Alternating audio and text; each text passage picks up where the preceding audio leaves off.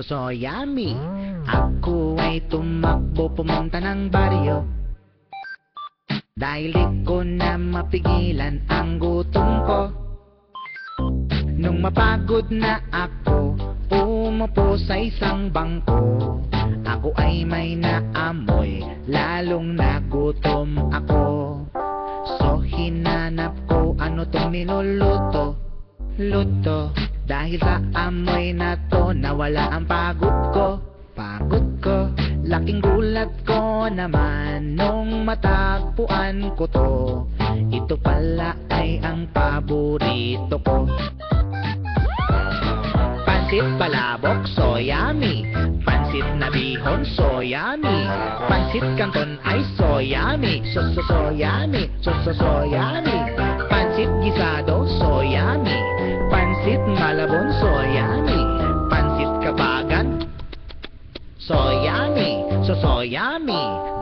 Dali akong pumasok ng resto at umorder ng isang bilaong gisado. Kahit anong klaseng pansit ang ipakain nyo, uubusin ko sa loob ng isang minuto.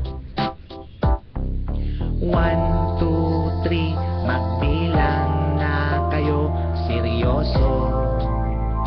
At hindi ako nagbibiro. Taga mo sa bato, pansit ay paborito ko. Pansit palabok, so yummy. Pansit na bihon, so yummy. Pansit canton ay so yummy. So yummy. So yummy. Pansit gisado, so yummy. Pansit malabon, so yummy.